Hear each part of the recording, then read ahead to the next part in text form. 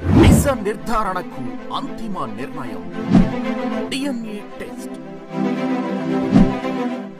ఉన్నది ఉన్నట్లుగా వాస్తవాలను శోధించి వివరించే మన DNA టీవీ, మన రాష్ట్రం, మన ఛానల్. నమస్కారం, DNA న్యూస్ కి స్వాగతం. ముందుగా ముఖ్యాంశాలు. గగనయాత్రికులు శుభాంశు శుక్లా, బాలకృష్ణ నాయర్లు నాసాలో ప్రాథమిక శిక్షణ పూర్తి చేసుకున్నట్టు తెలియజేసిన ఇస్రో.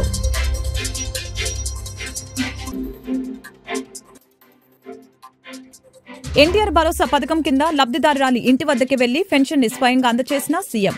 నేమకల్లు గ్రామంలోని ఇంద్రమ్మ కాలనీలో గ్రామస్తులతో కాసేపు ముచ్చటించిన సీఎం.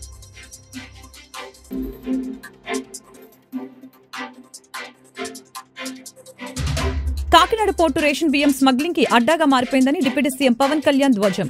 ఇంత భారీగా బియ్యం అక్రమ రవాణా చేస్తుంటే అధికారులు ఏం చేస్తున్నారని ప్రశ్న.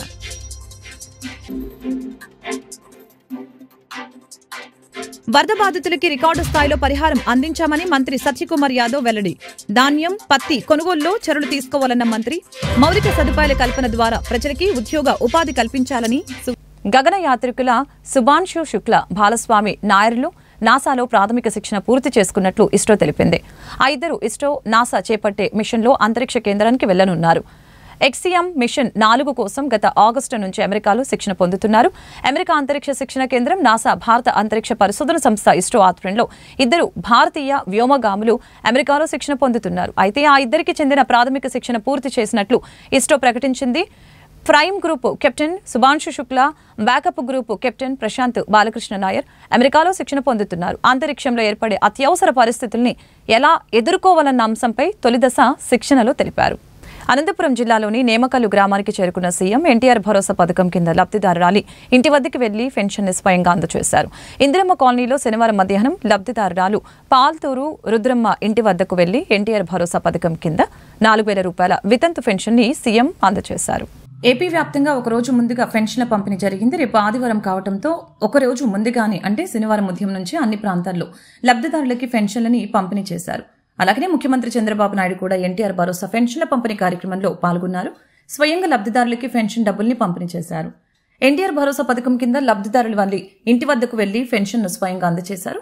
ఇందిరమ్మ కాలనీలో శనివారం మధ్యాహ్నం లబ్ధిదారురాలు పాల్తూరు రుద్రమ్మ ఇంటి వద్దకు వెళ్లి ఎన్టీఆర్ భరోసా పథకం కింద 4,000 రూపాయలని వితంతు పెన్షన్ సీఎం అందజేయడం జరిగింది.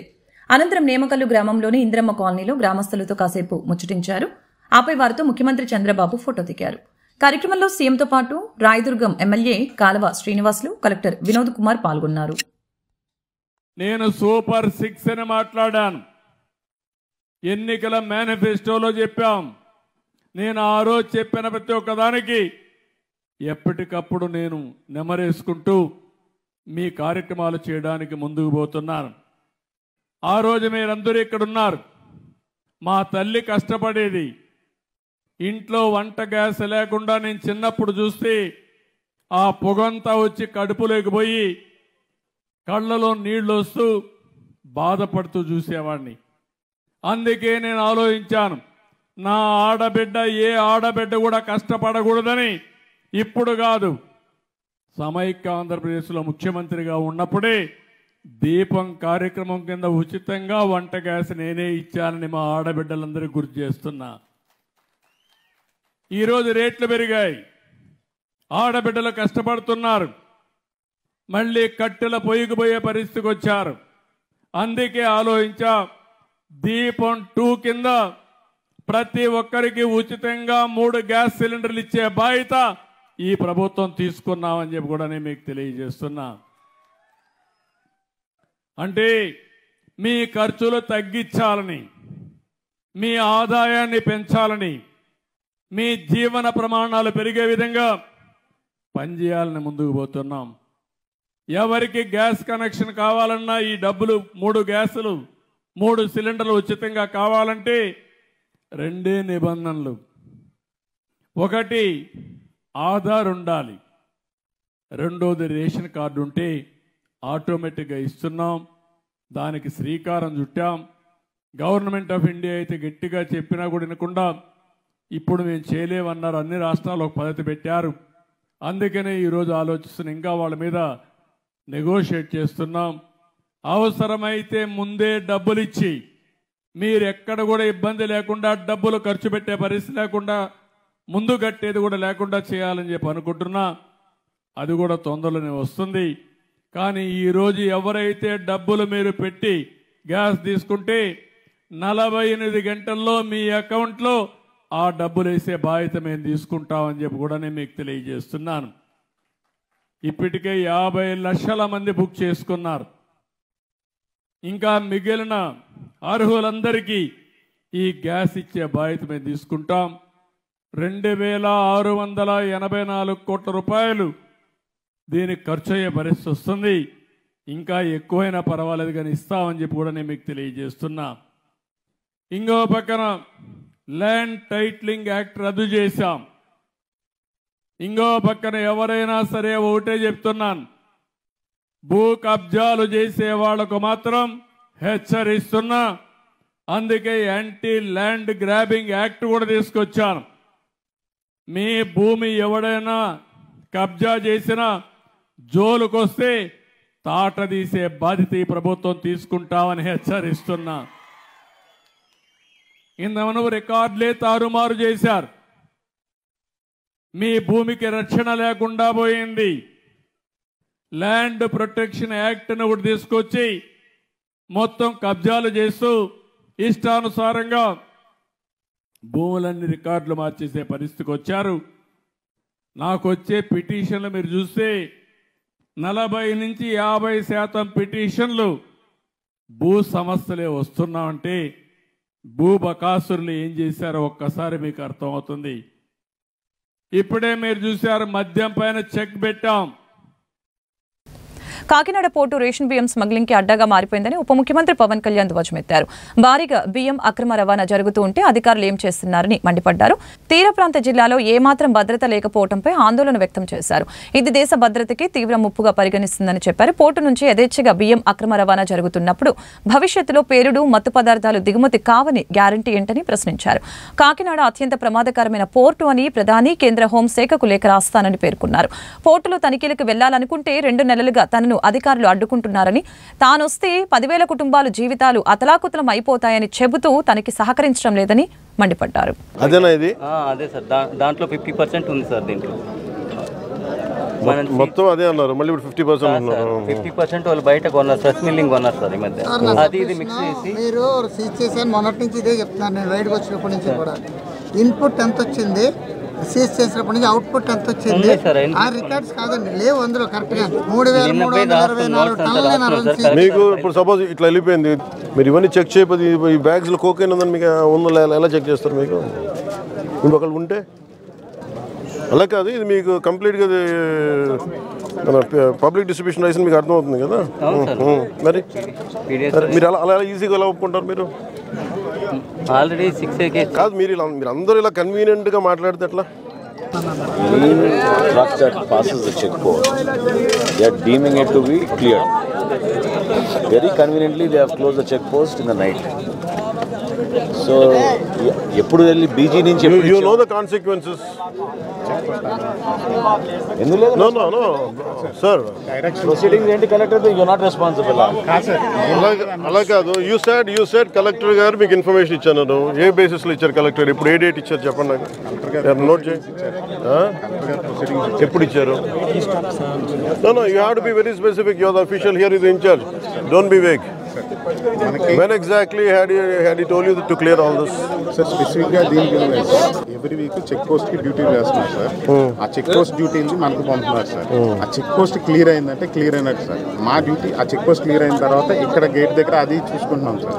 దాటిన తర్వాత సో అది ఎప్పుడైతే ఆ లోపలికి చెక్ పోస్ట్ దాటి వచ్చినా వాటి వరకు అలౌ చేస్తాం సార్. ఇప్పుడు ఇష్యూ వచ్చిన తర్వాత సార్ని అడిగితే అలా కాదు. ఇప్పుడు మీరు దీంట్లో మీకు ఇది ఉంది, దీని నుంచి ఏమైనా జరగచ్చు కదా. How come police are not there?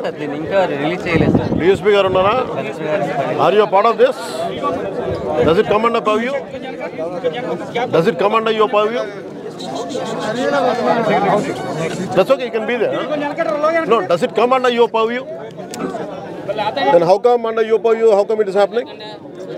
Minister, Honorable Minister is saying that like it's been going on, smuggling is going on. How come it didn't come under your purview? How come? Why, sir? Okay, మీరు cases register చేశారు, మళ్ళీ ఎట్లా వెళ్తున్నాయి? కాదు, మీరు బాధ్యత వహిస్తా, మీరు ఎలా వదిలేస్తారు ఇవన్నీ? ఇది ఒక నెక్సెస్ అనుకుంటారు కదా, మీరు కూడా వదిలేస్తే. ఇది ఏ కంపెనీ మీద స్టార్ట్ చేశారు? ఇది లవాన్ పేరు మీద చేస్తారు. Okay, who is Agarwal? Who is Agarwal?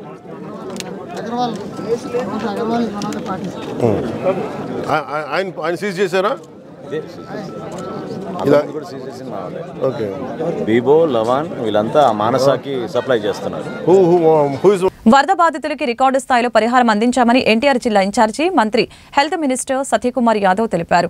ఏకొండూరులో kidney బాధితులకి సురక్ష నీరు అందించాలని, తారకరామ ఎత్తిపోతల పథకం పూర్తి చేయాలని, ధాన్యం ప్రతి కొనుగోలులో చర్యలు తీసుకోవాలని మంత్రి అన్నారు.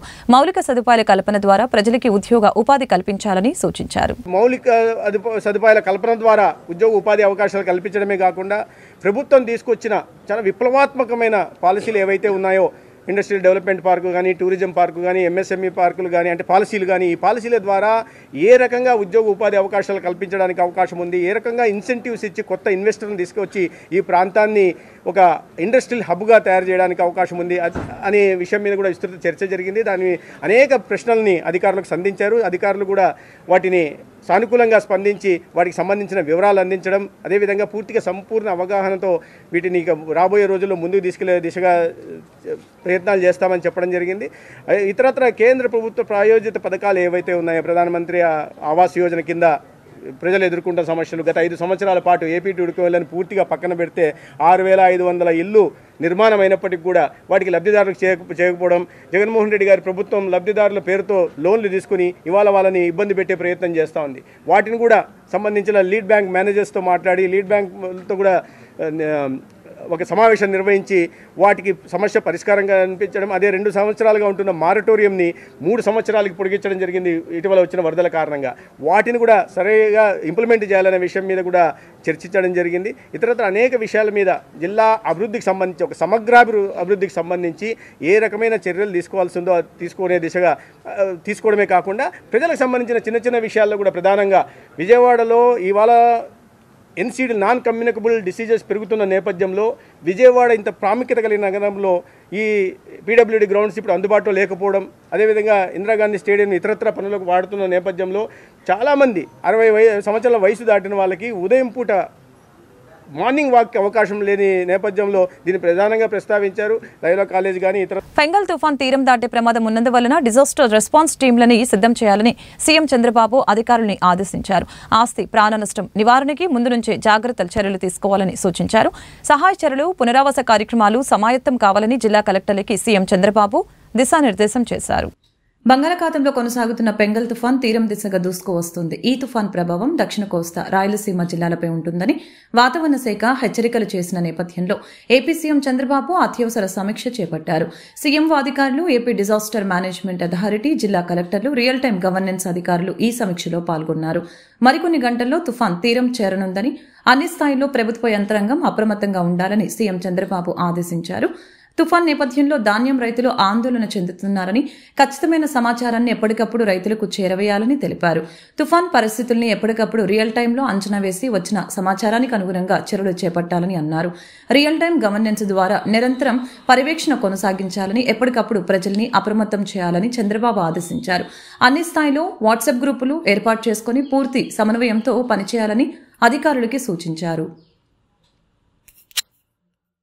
పోలవరం ఎత్తుపై అవినీతి పత్రికను అడ్డుపెట్టుకుని ఇష్టానుసారంగా మాట్లాడుతున్నారు. టీడీపీ హయాంలోనే 55,548 కోట్లతో డీపీఆర్ని కేంద్రం ఆమోదించింది. 2014 నుంచి 19 తెలుగుదేశం ప్రభుత్వ పాలనలో ఫేజ్ 1, ఫేజ్ 2 అని గాని, ఎత్తు తగ్గించడమని గాని ఉంటే సాక్ష్యం చూపాలని సవాల్ విసిరితే మండలిలో వైసీపీ సభ్యులు తోకముడిచారు. వైసీపీ హయాంలో 2021లో ఫేజ్ 1, ఫేజ్ 2కి బీజం పడినట్లు కేంద్రం ఆధారాలతో సహా రాజ్యసభలో చెప్పింది. ఎత్తు తగ్గింపు, డయాఫ్రమ్ వాల్ విధ్వంసం జగన్ పాపమేనని మంత్రి నిమ్మల రామానాయుడు తెలిపారు. ప్రతిరోజు కూడా పోలవరం ఒక బ్యారేజీ, పోలవరానికి మరొక ద్రోహం, పోలవరానికి ఊరి అని ఇంట్లో ఏదైతే ఈ యొక్క అవినీతి పత్రిక, అసత్యాల పత్రిక ఏదైతే ప్రచురిస్తూ ఉందో, నేను ఏదైతే మొన్న జరిగినటువంటి శాసన మండలి ఎన్నికల్లో కూడా చాలా క్లియర్ గా నేను మెన్షన్ చేశా. ఏదైతే తెలుగుదేశం ప్రభుత్వం ఆ రోజు 2014, 2019 5 సంవత్సరాల పాలనా కాలంలో ఎక్కడైనా పోలవరానికి సంబంధించి ఫేజ్ 1 అని కానీ ఫేజ్ 2 అని కానీ, పోలవరానికి సంబంధించి 41.15 మీటర్స్, పోలవరానికి సంబంధించి 45.72 మీటర్స్ అని ఎక్కడైనా డిజైన్స్ లో గాని, లేఖల్లో గాని, ఎస్టిమేట్స్ గాని, రికార్డ్స్ లో గాని, మినిట్స్ లో గాని ఎక్కడైనా 5 సంవత్సరాల తెలుగుదేశం పాలనలో ఎక్కడైనా ఒక్కసారి అంటే ఒక్కసారి ఎక్కడైనా మెన్షన్ చేసినట్లే గాని ఎక్కడైనా ఒక్క సాక్ష్యం మీరు చూపించండి అని చెప్పి ఆ రోజు శాసన మండలిలో వైఎస్ఆర్సీపీ సభ్యులకు సవాలు విసిరితే వాళ్ళ నుంచి స్పందన లేదు. తోక ముడిచినటువంటి పరిస్థితి మొన్న శాసన మండలిలో మనందరం కూడా చూసినటువంటి పరిస్థితి. ఎందుకంటే చాలా క్లియర్ గా ఈవేళ నేను చెప్పడం కాదు, ఈవేళ రికార్డ్స్ ఉన్నాయి. పోలవరం ప్రాజెక్టుకి సంబంధించి PPA, CWC రికార్డ్స్ ఉన్నాయి. చాలా క్లియర్ గా రికార్డ్స్ ఏదైతే 2019 ఫిబ్రవరి 18 అంటే ఆ రోజు తెలుగుదేశం ప్రభుత్వ హయాంలో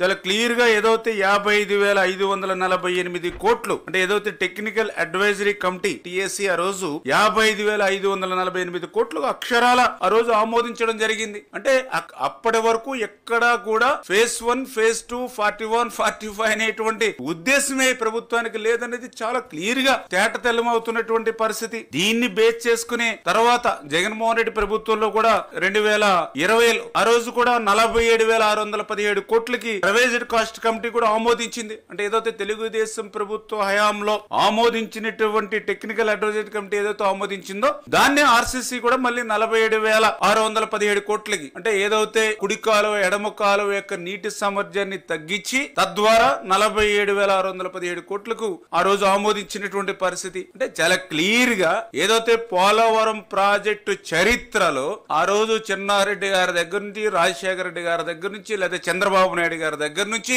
ఎక్కడా కూడా ఫేజ్ 1, ఫేజ్ 2, 41, 45 అనేది ఎక్కడా లేదు అనే విషయం చాలా క్లియర్ గా తేటతెల్లమవుతున్నటువంటి పరిస్థితి. ఇది నేను చెప్పడం కాదు, చాలా క్లియర్ గా ఏదైతే సమాచార హక్కు చట్టం, రైట్ ఇన్ఫర్మేషన్ యాక్ట్ కింద మరి ఎవరైతే కొంతమంది అడిగినటువంటి ప్రశ్నలకు సమాధానంగా PPA పోలవరం ప్రాజెక్ట్ అథారిటీ చాలా క్లియర్ గా స్పష్టమైనటువంటి సమాధానం లిఖిత పూర్వకంగా ఇచ్చినటువంటి పరిస్థితి కూడా మొన్న మనం చూసాం చాలా క్లియర్ గా. సుబ్రహ్మణ్యేశ్వర స్వామిని దర్శించుకుని ప్రత్యేక పూజలు చేసిన మంత్రి కొల్లు రవీంద్ర మోపిదేవి గ్రామంలోని కొలువై ఉన్న శ్రీవల్లి దేవసేన సుబ్రహ్మణ్యేశ్వర స్వామిని రాష్ట్ర ఎక్సైజ్ గనుల శాఖ మంత్రి కొల్లు రవీంద్ర దర్శించుకున్నారు. నవంబర్ 30వ తారీఖు డిసెంబర్ 1వ తారీఖు వాసినటువంటి పెన్షన్ని రేపు ఆదివారం రావడం వల్ల ఈరోజు గౌరవ ముఖ్యమంత్రి గారు చంద్రబాబు నాయుడు గారు, అలాగే ఉప ముఖ్యమంత్రి గారు పవన్ కళ్యాణ్ గారు, మోడీ గారి సహకారంతో ఈరోజు రాష్ట్రంలో 30వ తారీఖు ఒకరోజు ముందే పెన్షన్ ఇస్తున్నటువంటి ఘనత కూటమి ప్రభుత్వాన్ని. గతంలో మనం చూసుకున్నట్టయితే ఈ పెన్షన్ విధానానికి శ్రీకారం చుట్టింది నందమూరి తారక రామారావు గారు. 1983 వచ్చిన తర్వాత 70 రూపాయలతో స్టార్ట్ అయినటువంటి పెన్షన్స్ని మరి తర్వాత అనేక ప్రభుత్వాలు వచ్చినా కేవలం 200 రూపాయలు మాత్రమే చేశారు. తిరిగి మళ్ళీ చంద్రబాబు నాయుడు గారు 2014-19లో ముఖ్యమంత్రి ఉన్నప్పుడు 2,000 రూపాయలు చేసింది. 200 పెన్షన్ని 2,000 రూపాయలు చేశారు. ఇవాళ 2,000 పెన్షన్ని ఆనాడు జగన్మోహన్ రెడ్డి గారు 3,000 రూపాయలు చేస్తానని చెప్పి నమ్మించి ఓట్లు వేయించుకుని నేను దశల వారీగా చేస్తానన్నాను, 5 సంవత్సరాలు పెంచుతానని చెప్పి 5 సంవత్సరాల పాటు 200 వచ్చారు. కానీ కూటమి ప్రభుత్వం ప్రకటించిన విధంగా ప్రభుత్వం వచ్చిన వెంటనే ఏప్రిల్, మే, జూన్ కూడా కలిపి జూన్లో జూలై 1వ తారీఖున 7,000 రూపాయలు పెన్షన్ పెన్షన్ కూడా కలిపి ఈ రకంగా పెన్షన్లు ఇచ్చేది బహుశా భారతదేశంలో ఇంత పెద్ద ఎత్తున 4,000 రూపాయలు పెన్షన్ ఇచ్చే ఏకైక ప్రభుత్వం తెలుగుదేశం. మిగతా రాష్ట్రాలన్నీ కూడా 100లోనే ఉన్నాయి. హర్యానాలో మాత్రం 2,000 రూపాయలు ఇస్తున్నారు, కానీ అది కూడా తక్కువ నెంబర్కి ఇస్తున్నారు. ఇవాళ 65 లక్షల మందికి పెన్షన్ ఇస్తున్నటువంటి ప్రభుత్వం తెలుగుదేశం, జనసేన, భారతీయ జనతా పార్టీ ప్రభుత్వం. 65 లక్షల మందికి 1వ తారీఖు పెన్షన్ తీసుకొచ్చారు. వికలాంగులు, వితంతువులకి, ఇవాళ వృద్ధులకి, వితంతువులకి 4,000 రూపాయల పెన్షన్, వికలాంగులకి 6,000 రూపాయల పెన్షన్, అలాగే వివిధ వ్యాధులతో ఇబ్బంది పడే వాళ్ళకి కూడా పెన్షన్ ఇస్తూ 10,000 రూపాయల వరకు. ఇవాళ 100% డిజేబుల్ ఉంటే వాళ్ళకి 15,000 రూపాయలు ఇస్తున్నటువంటి ఏకైక ప్రభుత్వం కూడా తెలుగుదేశం. ఇవాళ ఎన్ని ఇబ్బందులు ఉన్నా, ఎన్ని కష్టాలు ఉన్నా గౌరవ ముఖ్యమంత్రి చంద్రబాబు నాయుడు గారు ఎక్కడ క్రమం తప్పకుండా ఇవాళ అందిస్తున్నటువంటి ప్రభుత్వం ఇవాళ కూటమి ప్రభుత్వం. ప్రజలు కూడా సహకరించాలా. ఎందుకంటే ఈ పెన్షన్ దాదాపు 33,000 కోట్ల రూపాయలు ప్రతి సంవత్సరం ఖర్చు అవుతుంది. ఈ పెంచిన పెన్షన్ని ఎక్కడా కూడా ఇబ్బంది రాకుండా చేస్తున్నాం. అందరూ కూడా సహకరించి వాళ్ళ అన్ని విలువత్తమైన మార్పులు తీసుకొచ్చారు. ఇవాళ అన్నా క్యాంటీన్లు కానీ, పెన్షన్లు కానీ, ఈరోజు ఏదైతే ల్యాండ్ సీలింగ్ ఏదైతే యాక్ట్ ఉందో ఆ యాక్ట్ కూడా రద్దు చేశాం. ఇలాంటి అనేక విప్లవాత్మక కార్యక్రమాలు చేస్తున్న అందరూ కూడా సహకరించి సపోర్ట్ చేయాలని కోరుతున్నాను. Avanigadda RTC depot driver Mahesh శనివారం ఆత్మహత్య యత్నం చేశాడు. కుటుంబ సభ్యులు హుటాహుటిన అవనిగడ్డ ప్రభుత్వ ఆసుపత్రికి తరలించి చికిత్స అందిస్తున్నారు. అవనిగడ్డ డిఎం కండిషన్లో లేని బస్సు కరకట్ట రూటుకి కేటాయించారని, కట్టపై అదుపు తప్పిన బస్సుని తన భర్త చాకచక్యంగా ప్రయాణికులకి ఎలాంటి గాయాలు లేకుండా నియంత్రిస్తే సదరు ఘటన నేపథ్యంలో తన భర్తని ఆర్ఎం, డిఎం దుర్భాషలాడినట్లు తెలిపారు. డ్రైవర్ భార్య వాపోయింది. తన భర్తకు ఏమైనా జరిగితే ఆర్ఎం, సీఎం బాధ్యత వహించాల్సి ఉంటుందని డ్రైవర్ భార్య తెలిపింది.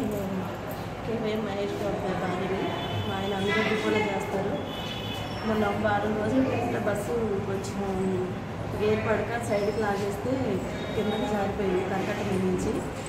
దానివల్ల కొన్ని రోజులు డ్యూటీ ఆపేశారు. తర్వాతకి మళ్ళీ మీటింగ్ ఉంది, కంట్రోల్ పాయింట్స్ దగ్గర వేసారు. అమ్మిగడ్డ, పామరు, విజయవాడ పాయింట్స్ దగ్గర వేశారు. అది వేసిన తర్వాతకి బందర్లో మేడం గారిని కలవాలి రమ్మన్నారు. వెళ్ళారు.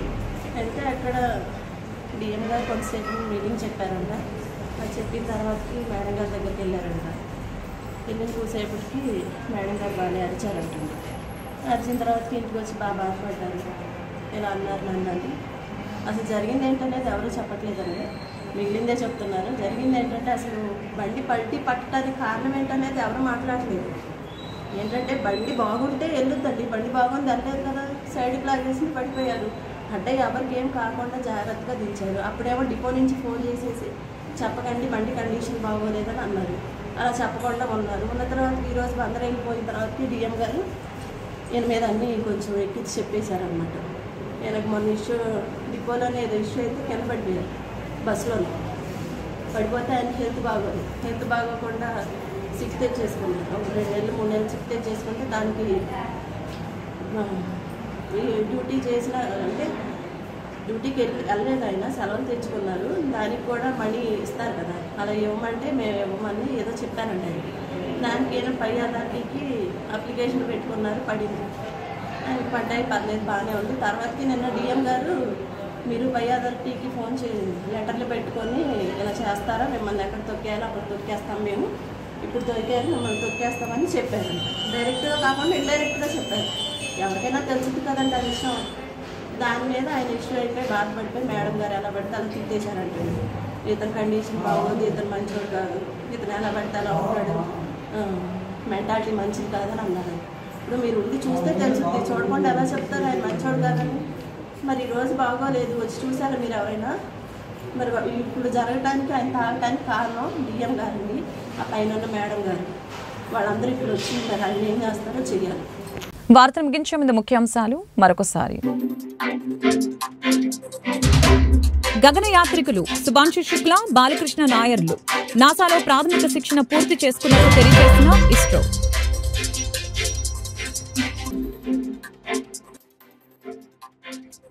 ఎన్టీఆర్ భరోసా పథకం కింద లబ్ధిదారురాలి ఇంటి వద్దకి వెళ్లి పెన్షన్ ని స్వయంగా అందజేసిన సీఎం. నేమకల్లు గ్రామంలోని ఇంద్రమ్మ కాలనీలో గ్రామస్తులతో కాసేపు ముచ్చటించిన సీఎం.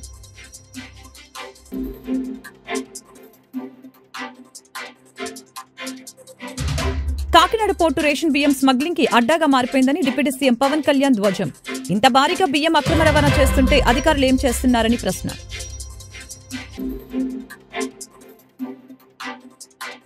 వరద బాధితులకి రికార్డు స్థాయిలో పరిహారం అందించామని మంత్రి సత్యకుమార్ యాదవ్ వెల్లడి. ధాన్యం, పత్తి కొనుగోలులో చర్యలు తీసుకోవాలన్న మంత్రి మౌలిక సదుపాయాల కల్పన ద్వారా ప్రజలకి ఉద్యోగ ఉపాధి కల్పించాలని. ఈ వార్తలు ఇంతటితో సమాప్తం. మరొక బులెటిన్ మళ్ళీ కలుద్దాం. నమస్కారం.